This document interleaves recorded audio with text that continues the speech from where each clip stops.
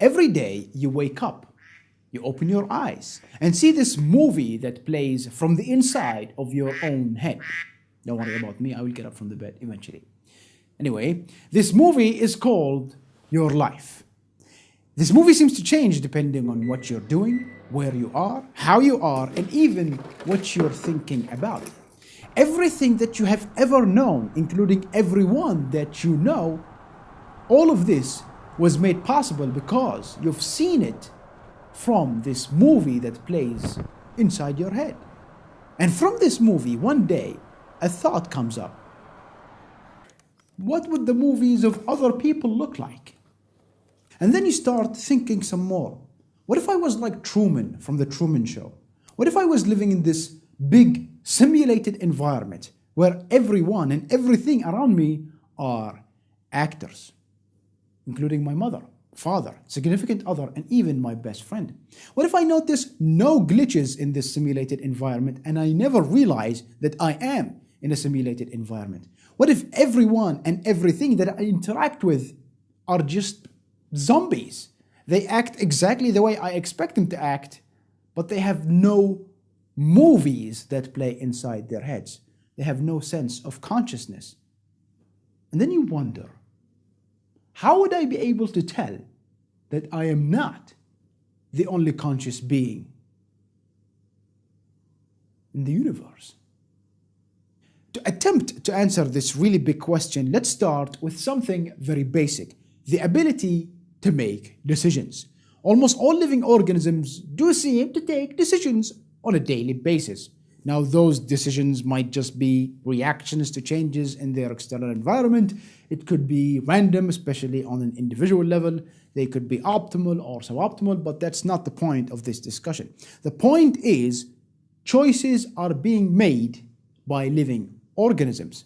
Take viruses, for example, which may or may not be living organisms. It depends on who you ask, really. It doesn't matter. Even viruses, which are quite simple, can make decisions, at least at one particular point in their existence.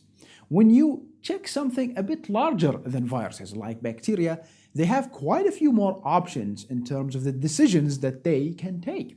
When you go up to something even larger, multicellular organisms, then things start to get a bit more complicated, because now you have two things that can make decisions: the cells themselves and the organism that is made up of those cells. It's even more complicated than that, because it depends on what cells you're talking about, what function they serve in relation to the organism that is made up of those cells. Let me give you an example. White blood cells in the human body enjoy quite a bit more freedom in the way they can move than, for example, a bone cell. A bone cell has to be, bone. Although there has been some recent evidence recently that white blood cells do seem to be affected pretty highly by decisions from Big Boss, the brain. Regardless, you can see that there are choices being made at the cellular level and the organism overall. Besides living organisms, you also have non-living things that take decisions at every single point of your day. When you type something into Google and Google attempts to auto-complete it for you based on your location, search term history, and how other people have searched, it is making a decision. When your car's computer automatically adjusts the car's suspension, it is making a decision. When IBM's Watson chooses an answer on the TV show Jeopardy based on a probability assessment from 200 pages of structured and unstructured content, it is making a decision. However, just because all of those things seem as if they are taking decisions does not necessarily mean that they are conscious of such decisions, or of anything else for that matter. In fact, if everyone and everything around you took decisions exactly as they did right now without having any sense of consciousness, from your own perspective, from your own movie that you see, everything is absolutely fine. Just take a look at your own body. Your brain takes decisions on your behalf all the time without you knowing anything at all. Adjusting your heart rate at particular times, automatically correcting information that comes through your senses. Here is a question.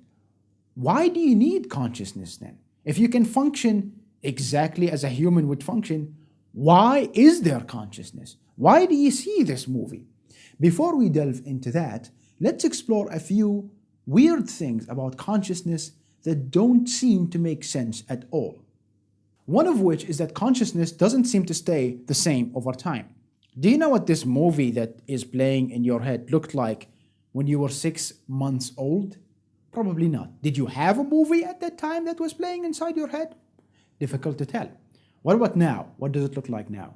You know what it looks like. I don't know what it looks like. What will it look like when you are 80 or 90 years old? Difficult to tell. Consciousness doesn't even seem to need to abide by the physical laws of our universe. You can start daydreaming about becoming Superman and reversing time on Earth, and it would make sense inside your head. I mean, you know that it's not real, but what about dreams? Dreams, you can become conscious of them, and you wouldn't even know that you are in a dream. And they can be about absolutely nonsense stuff.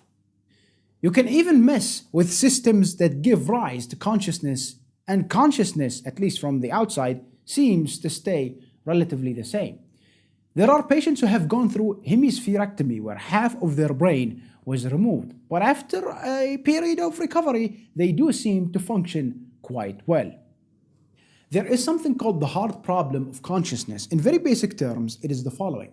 Why is this collection of neurons a physical system allowing you to experience what you experience? Why do you see this movie that plays inside your head in a particular way and not in any other way? Now, there are quite a few ways for you to attempt to address this problem, but we're not going to go into those. The one I would like to focus on is called the integrated information theory, and it is unique in the sense that it attempts to provide a mathematical structure to explain the nature of consciousness. The theory is based on several axioms. You could call them generally accepted statements about the nature of consciousness. The first of those axioms is called intrinsic existence, as in external things should be separated from your consciousness. For example, I experience things the way I experience things. My consciousness is my consciousness, and you experience things the way you experience things. Your consciousness is your consciousness. We're separated. The second one is called composition, as in consciousness is structured. For example, this is a keychain. It's also red. It's also a Lego thing. And from my perspective, it's to the right. This is a pen. It's also green. And where it is, from my perspective, is to the left, and so on and so forth. You get the picture. Consciousness is structured. The third one is called information, as in each experience is the particular way it is. What you are experiencing right now is part of a huge set of possible experiences that you could be having. But the one you are having right now is the one you are having right now. The fourth one is called integration, as in you experience a whole experience, not just one particular bit. When you watch a movie, you don't just see the left side or the right side only, or the right side without seeing the left side. You don't just see the actor's nose only, or you just see the background. You see everything. You experience everything. And consciousness is the same. The fifth one is called exclusion. You don't have 2, 3, 4, or even more experiences at the same time. One where you see things slightly slower than they should be. One, you see things redder than they should be. One, the sound is a bit different. No, you have one experience that you experience. No more than that. You're not like a subatomic particle where you exist in a superposition of possible states until you're observed. And for these axioms, there are a number of mechanisms, when addressed together, can give you a measurement for the quantity and quality of consciousness for a particular system. Depends on what it is. Now, there are quite a bit of mathematics for these mechanisms, which we will not touch in this video at all. I would actually recommend, if you are interested in the subject and you would like something much more comprehensive than the simplified version that I'm presenting in this video, that you watch a couple of lectures by the people who are very much hands-on with the theory, Dr. Christoph Koch and Professor Giulio Tononi, and read the paper that explains the integrated information theory. All the links are in the description. The theory explains consciousness as a fundamental property of the universe. Fundamental properties are important when it comes to how the universe functions. For example, an elementary particle's spin or charge, or the dimensions of space. In the theory, consciousness emerges due to the way matter is organized within a particular system. If the theory becomes the standard for measuring consciousness, then there are interesting things that arise because of it. The most important of which is that consciousness can be measured. You can actually assign a number to it. It's very difficult to measure a very complex system like the human brain, but it should be possible. This means that you, as a human, you have a different level of consciousness than, say, your dog, probably going to be higher. And your dog has a different level of consciousness than, say, I don't know, a spider. And that has a different level of consciousness than even non-living organisms, such as, I don't know, your TV or your washing machine. You get the idea. As part of this, you yourself, you have changed over time. This means the level of consciousness that you have had has changed as well. This also can explain why you have different levels of consciousness during the day. Sleeping, eating, doing drugs, don't do drugs, and so on and so forth.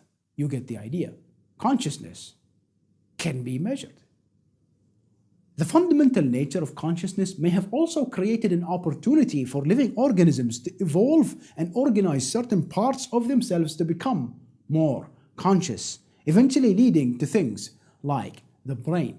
Being highly conscious can actually be advantageous to living organisms, especially if they live in an environment that is complex, where the living organism has to process different types of information as a whole experience and make a decision based on that. The theory also shows that just because you observe something acting in a very complex way, that does not mean it is highly conscious. For example, if you made a robot that looks like a human, and you programmed it using what is called a feed-forward network, and you made this robot act exactly the way a human would act, that does not mean it is conscious. Even if this robot passed the Turing test, a test that a machine passes if it fools a human into thinking it is a human itself, it does not mean that it is highly conscious. In fact, a feed-forward network will have the same level of consciousness as a rock. It's essentially a zombie that acts in a very complex way, but has no sense of consciousness. The theory also predicts that if you were to get a bunch of physical systems together, this collection of systems does not necessarily become conscious. For example, if we all get together in a room and we start discussing consciousness, apparently all of you look like me, the discussion itself does not necessarily become conscious. In fact, if the information we exchange with each other becomes too integrated, we attach ourselves with some kind of a really evolved internet cable thing, then the theory predicts that this collection of us, where the information between us became too integrated, is now the conscious thing, and the components should, in theory, lose their consciousness. Now, with all of that said, if you live in a universe where you cannot provide proof whether you are or are not the only conscious being, if you had a solid theory that explained why you have consciousness, the integrated information theory may or may not become that, it depends on how it's developed, then you can provide proof whether you are or are not the only conscious being. In the context of the integrated information theory, you can say, well, since my brain is organized in this particular way, matter within it is organized in this particular way, and your brain also has kind of the same structure, then we should have similar levels of consciousness and similar types of consciousness. Until then, however, all I have to say is good morning, and in case I don't see you, good afternoon, good evening, and good night. That has been my take on Are You the Only Conscious Being? Thank you very much, and I will see you next time. Thank you for watching, folks. I am turning off my consciousness temporarily, that is, until the next time. Take care. Goodbye.